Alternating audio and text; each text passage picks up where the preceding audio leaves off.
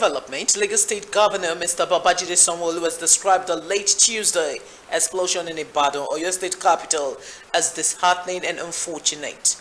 In which the residents, particularly the victims, peace, comfort, and lots of love at this sorrowful time. Sanwo-Olu's condolence message on Wednesday was issued by his chief press secretary, Mr. Agboyega Akoshile. Sanwo-Olu sympathized with his Oyo State counterpart, Engineer Seyi Makinde, and the Oyo State government over the Ibadan explosion, which led to the death of 2 persons and injured 77 people. He also extended heartfelt sympathies to the immediate families of the victims and the entire people of the state, particularly Ibadan residents, over the explosion allegedly caused by illegal miners who stored explosive devices in one of the houses in the Bodija area of Ibadan. Sanwo-Olu also commended Makinde for the prompt deployment of first responders and all relevant agencies within the state. In the meantime, the Chairman House of Representative Committee on ICT, Stanley Olajide, has condemned the Ibadan explosion.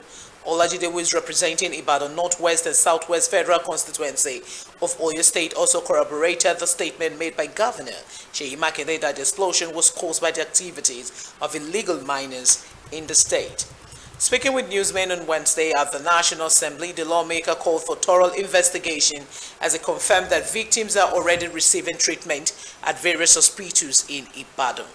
House of Representatives correspondent Linda Ike reports that Olajide commended the quick responses from the NEPA, Nigerian Fire Service, and Nigerian Police Force. Another member of the House, Ademon Rekuye from Lagos State, also called for the regulation of illegal mining in the state and across the country. You can be rest assured that we are going to look, all hands will be on deck. Part of my report to the Speaker will also to recommend some of the short-term and long-term suggestion in how we are going to tackle this. We're in the preliminary stages. I don't want us to put the cart before the horse. We are going to unravel so many things. There could be even more to all of this. So let's not act as if we know all the details yet. But based on the information we know today, we know that we have a lot of work to do.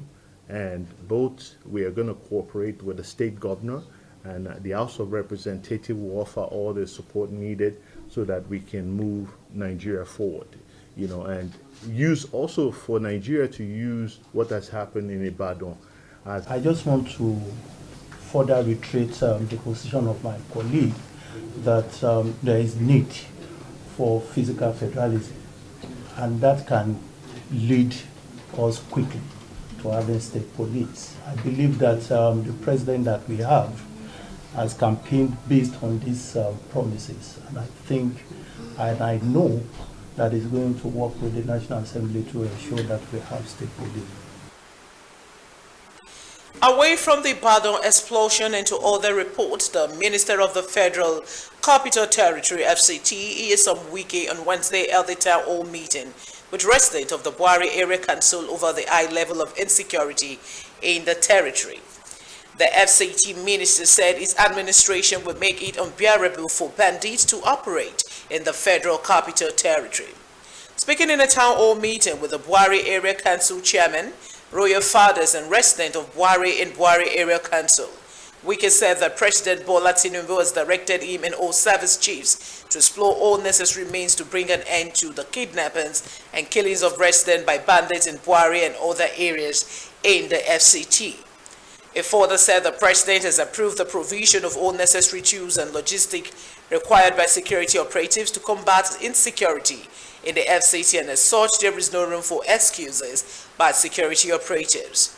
He reassured residents of the area that in the next couple of days, they will start to witness drastic changes as regards the security situation, and appeal to all stakeholders to support security agencies with information to win the war.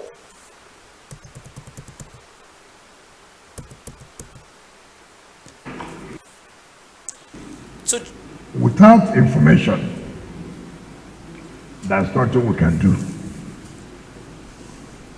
And that is where you have to play key role. Traditional institution, you have a role to play. Community leaders, you have a role to play. because by information, you help the security agencies to proactively take control before anything will happen. And so in the next few days, you will see the action of the security agencies to make sure that.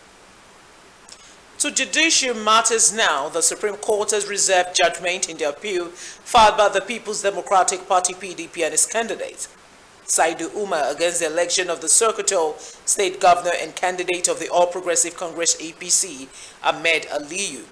All parties in the appeal adopted their argument at the hearing section on Wednesday. The five-member panel of justices of the Apex Court, led by Justice Kudirat Kekere-Ekun, reserved the judgment on the appeal after listening to argument from parties involved. You will recall that the Court of Appeal sitting in Abuja previously affirmed Aliyu's victory in the March 18, 2023 governorship election. Umar and the PDP had alleged that Aliyu and his deputy, Idris Gabe, were not eligible to contest the governorship poll.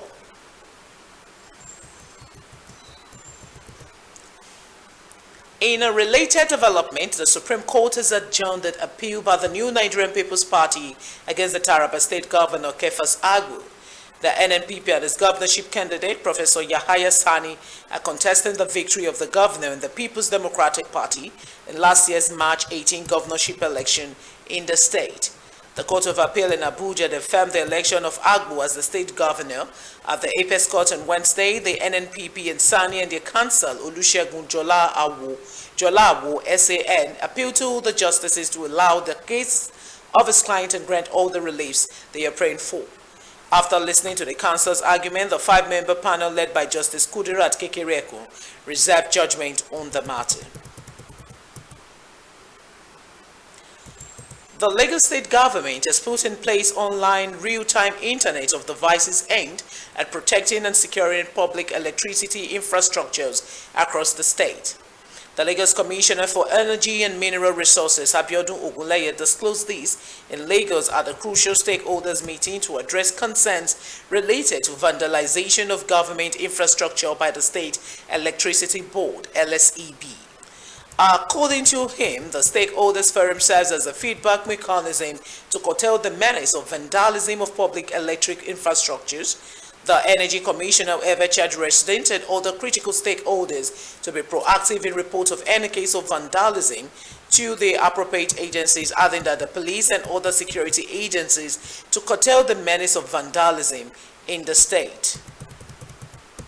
Now, we have tried to install online real-time IoT devices that will help us pinpoint where there are breaks within the network.